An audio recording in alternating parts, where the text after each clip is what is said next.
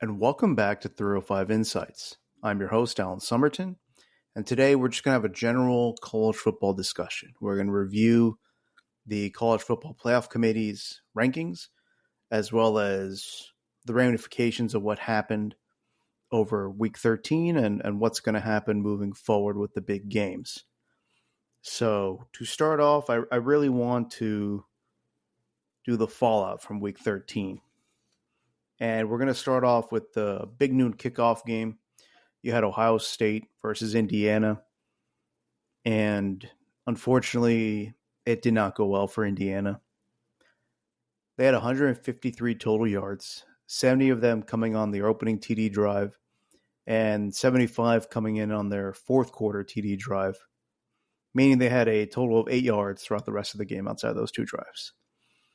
Ohio State, well, Trayvon Henderson could have had an easy touchdown, but he slid at the 1 or 2 yard line-ish, and everybody thought they were going to run out the clock, but they ended up going for that extra score just to give that emphasis of it being 38-15 instead of 31-15.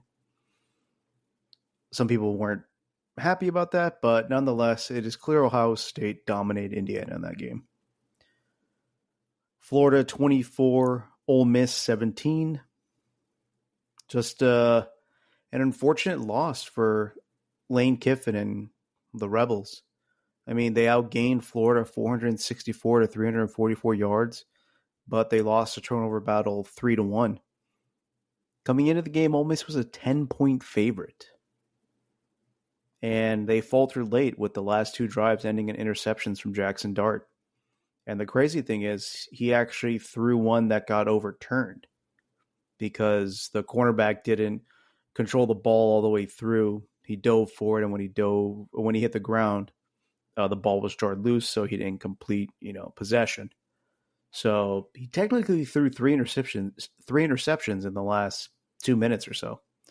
So just overall, just not a good showing for Dart. I believe he started off 10 of 13 for 160 some odd yards and 2 touchdowns, and then just had less than, I think, a 40% completion percentage for the rest of the game and the interceptions. And it was his first multi-turnover game since 2022, I believe. So on the other side, with DJ Lagway leading the team, the arrow is clearly pointing up for UF right now. Billy Napier got a lot of flack coming into the season with the vaunted schedule at the end, and he's managed to beat LSU and Florida in back-to-back games.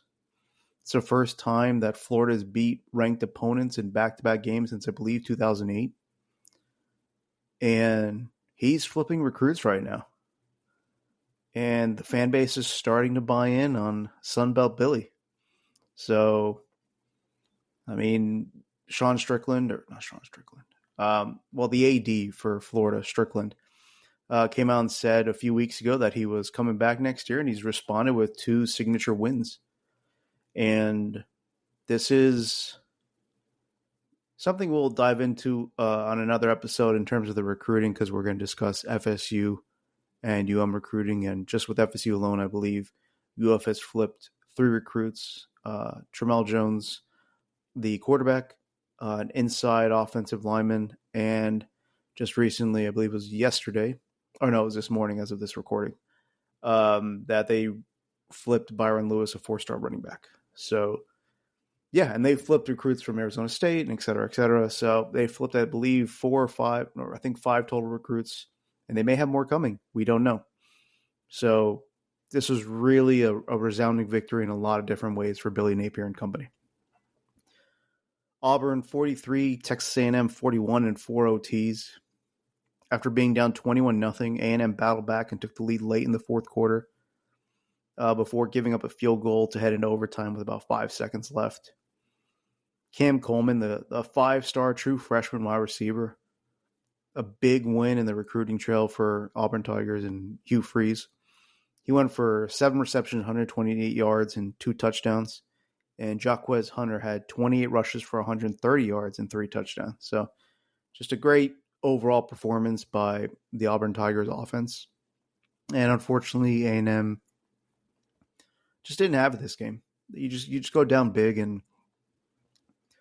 Elko and the coaching staff just couldn't push through, unfortunately. And it kind of dampers the big game that we'll discuss this week. But still, overall, you can't say that this has been a disappointing season for Texas A&M. However, you were a slight favorite against Auburn. At a certain point, I think the money came in on Auburn late because it was at Auburn. So, unfortunately, it let down. And earlier in the week, Elko was asked about looking forward to the Texas game, and he said they were locked in on Texas in a Freudian slip when he meant to say Auburn. So, not saying all this equates to each other, but hindsight's 2020. And then the big game, Oklahoma 24, Alabama 3. Alabama was a 14-point favorite, but Brent Venables put up a masterclass with his defensive game plan, holding the Crimson Tide to 234 total yards. Jalen Milroe was 11 for 26 for 164 yards with 3 interceptions, and he wasn't allowed to run the ball. 15 rushes for 7 yards. Ryan Williams, the dynamic true freshman wide receiver, was held to 2 receptions for 37 yards. Meanwhile, the Sooners, Jackson Arnold, the much maligned Jackson Arnold, was benched at a certain point this year. They burned his red shirt when everybody thought they might just not play him for the rest of the year. 9 of 11 for 68 yards. Obviously, that's not impressive, even though he only had 2 incompletions. But he had 25 rushes for 131 yards. Xavier Robinson, the freshman running back who had 185 total rushing yards coming into this game on the season, finished with 18 carries for 107 yards with 2 touchdowns. The Sooners overall have had 50 rushes for 257 yards. Coming into the game, Oklahoma only had 1 SEC win, which was against Auburn. So he managed to go, well, your 2 wins were Auburn and Alabama, which is pretty crazy. So, yeah, Alabama had outscored their past 3 opponents 128-20. If you take out the Mercer game, which I believe was 52-7, they were 76-13, outscoring LSU and Missouri. So it's not like Alabama was coming in struggling, but they got a field goal with about 3 minutes left in the first quarter and didn't score after that. So this is a bad loss for Alabama in the sense of you look like you righted the ship. You look like you were one of the better teams in the country after, recovering from the Vanderbilt fiasco.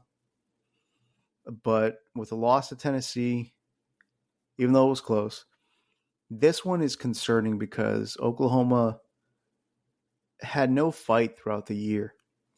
And he only scored 3 points. Yeah, there was an egregious call on the touchdown when they said that Ryan Williams was quote unquote being hidden.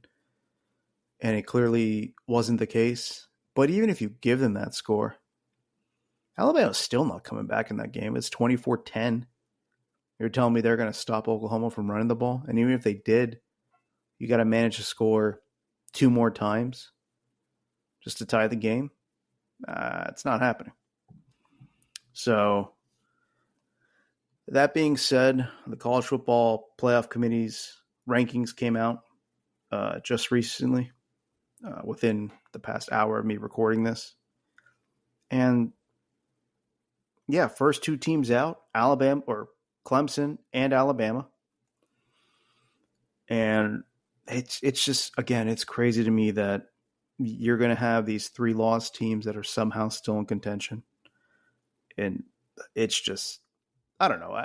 I think if you're going to have these college football playoffs, they should be with the teams that are the best, obviously.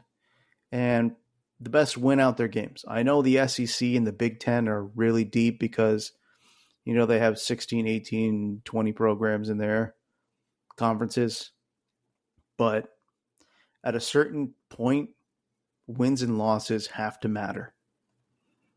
And you've got the top four remain unchanged. You got Oregon, Ohio State, Texas, Penn State.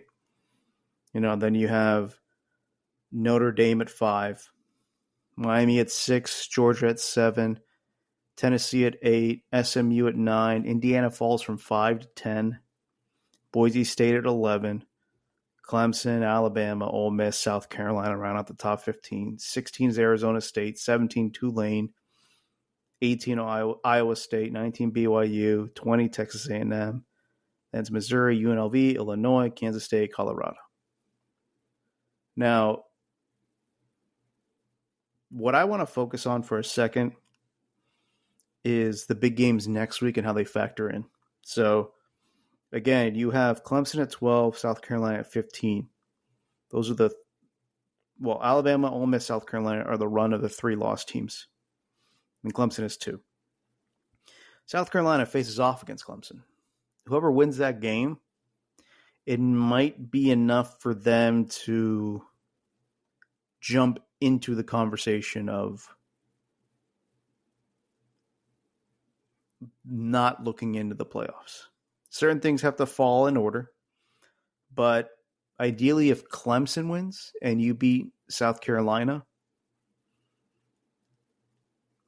are you telling me that the committee, and again, I'm not saying this is right or wrong, but if you already have Indiana at number 10 with 1 loss, and their matchup this weekend is against Purdue, who's 1-10, I believe, you're telling me a 10-2 Clemson, they do have, unfortunately, some bad losses in the sense of you got destroyed by Georgia and you lost to Louisville, who isn't ranked. But it's just those last few weeks because over the years, you can tell this committee doesn't care about stuff that happened in September. It's a what have you done for me lately committee. SMU, Miami are going to face off against each other. If SMU at number 9 loses, do you keep them ahead of Clemson just because SMU lost in the ACC championship game? And the committee has said that they will not punish teams for making the championship games. They've hinted at it, and they're trying to wait till they cross that bridge when they get there. But that's not a good sign if you're going to do that.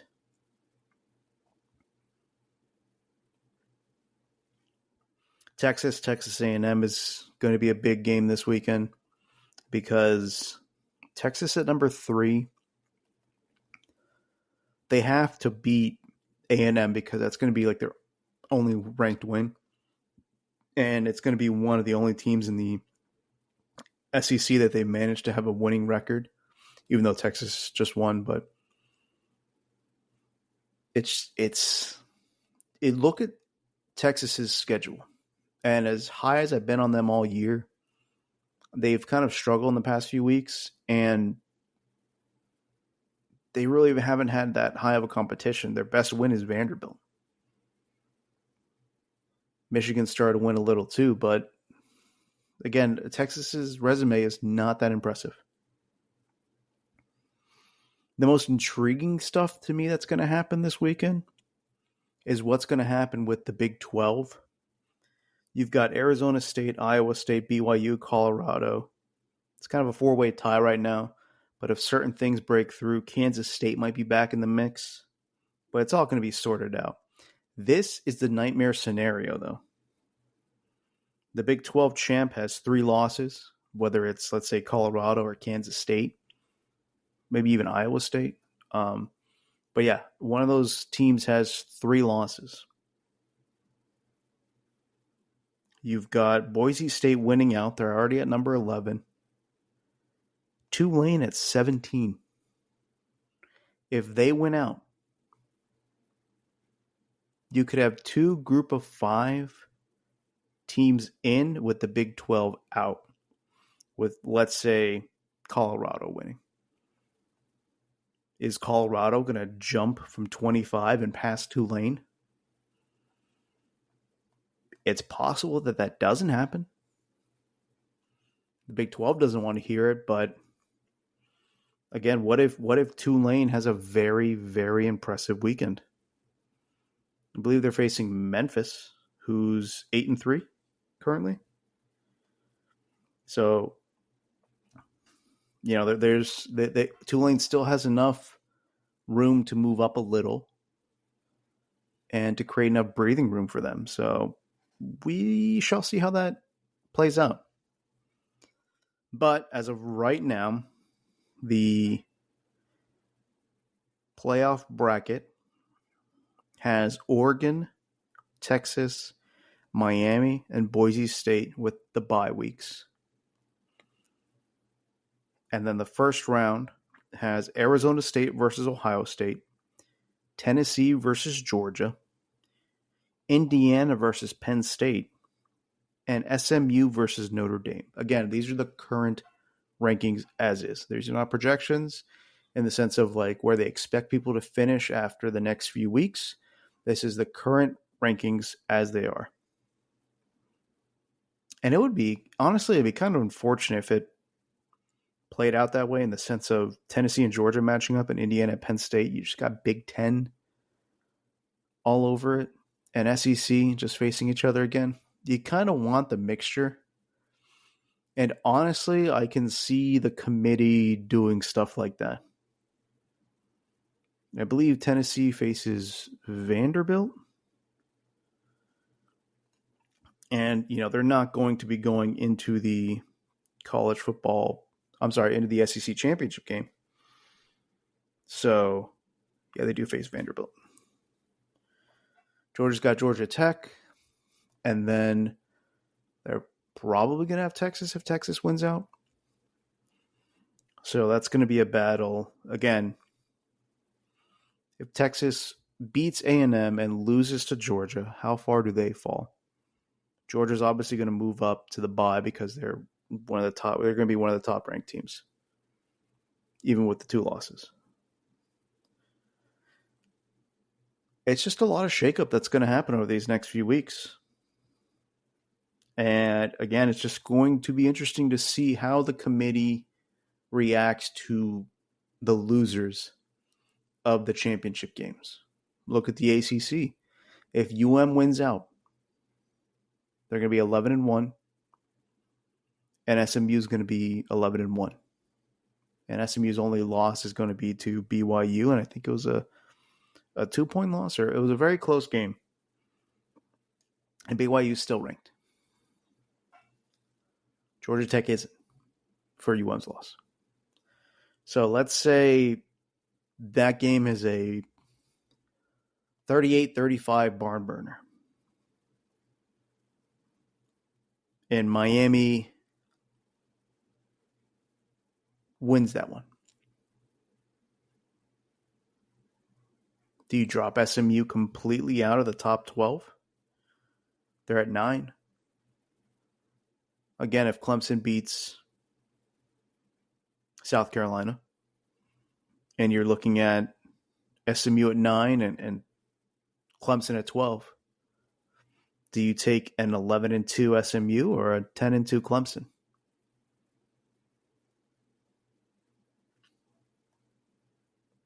It's stuff like that that's going to have to marinate a little bit. Are they going to find a way to still keep Indiana out? They face, again, Purdue, which is one of the worst teams in the country. If they go back to winning convincingly, that keeps them in, right? Notre Dame's got USC. They have to win that one or else they're out.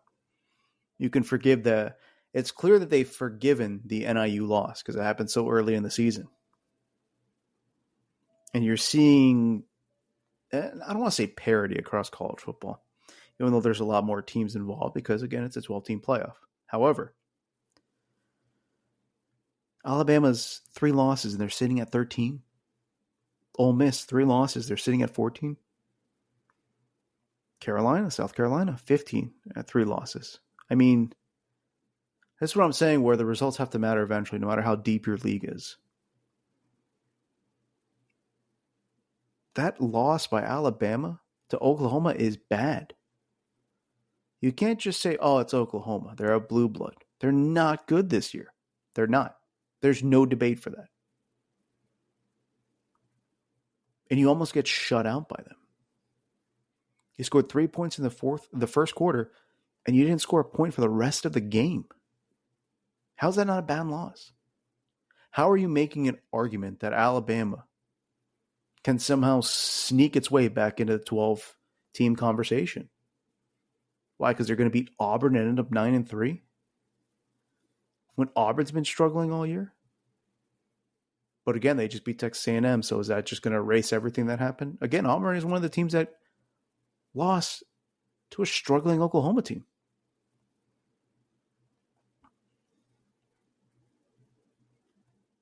South Carolina's looked great. They had the bad missed calls against LSU or somewhat egregious penalty calls that kind of cost them that game.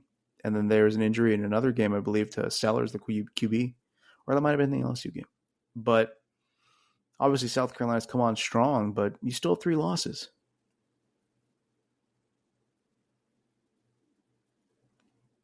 Ole Miss, like we discussed, had that terrible loss to Florida as a 10-point favorite.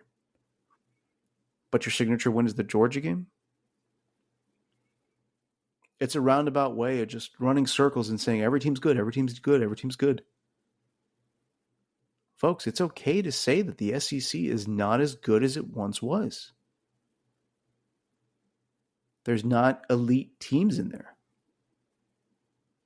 Yes, they're going to beat each other up, but at a certain point, if you are an elite team, you're going to win your games. Georgia had the bad loss to Ole Miss, where they just didn't look into it. And they had a close loss to Alabama, even though they got blown out in the first half. But they recovered and they made it close. Their signature win is the Texas win. But is Texas that good? Because they haven't been facing good teams in the SEC. They're one of the few teams that hasn't faced a winning SEC opponent. An SEC opponent with a winning record.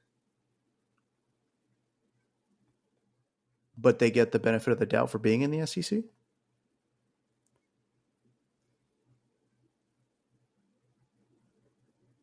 Same thing's happening in the Big Ten as well. Let's not play favorites here. Penn State loses its big game, and it doesn't matter because Michigan's not that good this year. Well, they didn't face Michigan this year. But, USC's not that good this year.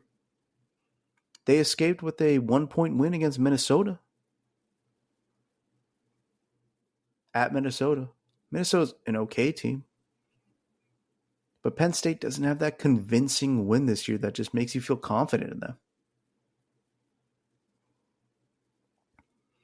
Indiana dominated everybody up until Michigan when they only won by, I believe, 5.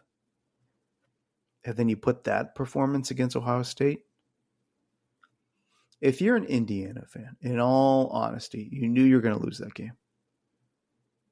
Ohio State has one of the most, despite their injuries, where they don't have their center, they don't have their left tackle, they still have a roster that benefits from top 5 recruiting classes over the past decade. Again, that doesn't count because, eventually kids graduate. But over the past 3, 4, 5 years, talent after talent after talent is coming in. It's one of the most talented rosters, if not the most talented roster in college football, despite the injuries. You needed that game to be competitive. 38-15, even if it was 31-15, it's not competitive. You had 8 yards outside of your 2 touchdown drives. 153 total yards. Again, I know it was an away game. It was at the Horseshoe. It was at Ohio State. The Ohio State. But that wasn't a competitive game, and that does not make it look good. Yes, you only have 1 loss. And I'm defending Indiana. You're in the Big Ten and you only have 1 loss. You finish the season with 1 loss. You should still make the college football playoffs. It shouldn't be about this fact that, Bama's a blue blood. They should be in no matter what. The whole point of this 12-team playoff was to make sure that Obviously, the elite teams got in, but to open the field for everyone else. If someone did have a magical season, let's say that 2014, college football playoff, you wouldn't be arguing about Baylor or TCU. They'd be in. Obviously, we have the most egregious example of last year of FSU not making the college football playoff. They would have made it in a 12-team league or a 12-team playoff bracket. You want teams that you think deserve to be in there, but also you want, the Cincinnati's that always missed out except for that one year. The Boise State's all those years. Liberty, even if you want to throw them in there, but I know they have the weakest schedule. But again, you want these Cinderella stories. Indiana's a Cinderella story.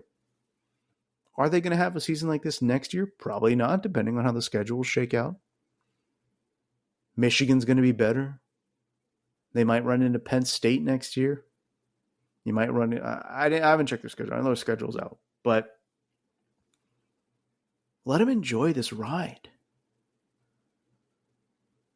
You could tell Indiana fans, hey, you're going to make the first iteration of the 12-team playoffs. They'll take it in a heartbeat. It's not just about blue chip recruits, blue chip ratios, blue bloods, all that stuff. The results have to matter. And again, I know the result of this game was Indiana struggled.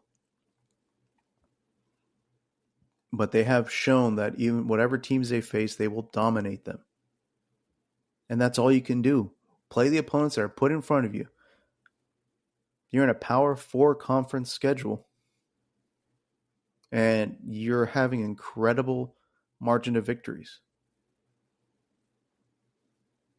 You should be rewarded for that. And this narrative that can a 3-loss SEC team make it? That shouldn't be the discussion, but unfortunately, ESPN has major contracts with the SEC and with the college football playoffs. So what are they going to push on their radio shows, on their podcasts, on their networks?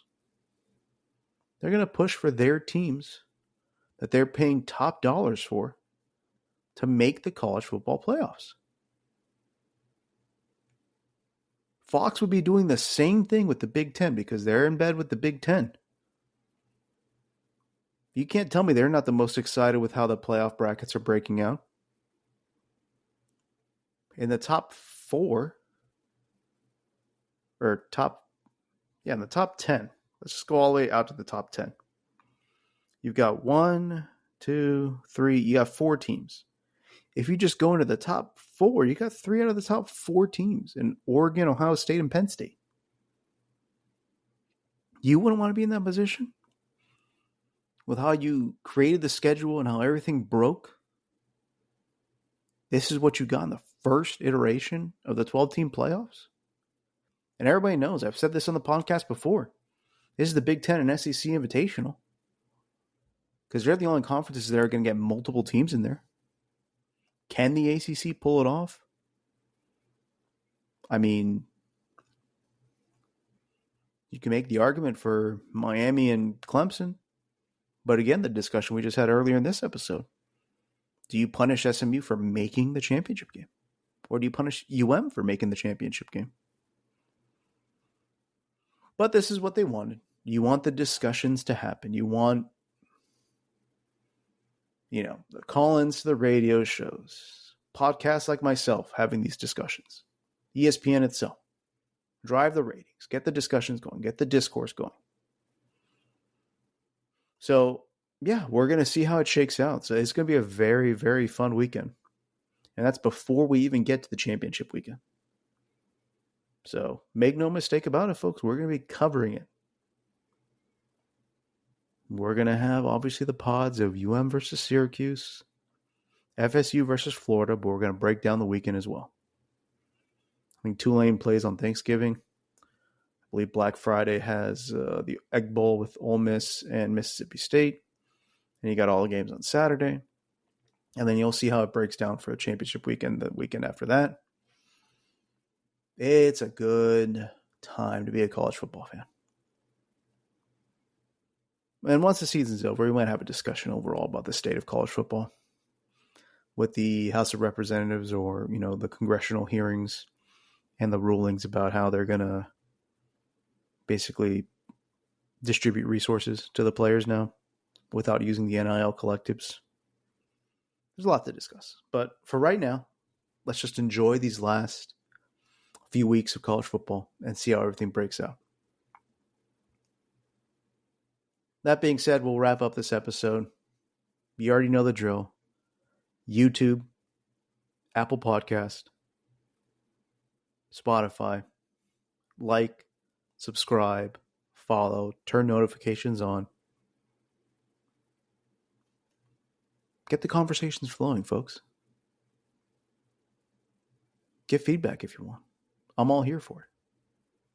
But thanks for listening to this episode. Thanks for sticking around. And we'll catch you next time here on 305 Insights. Have a good one, folks.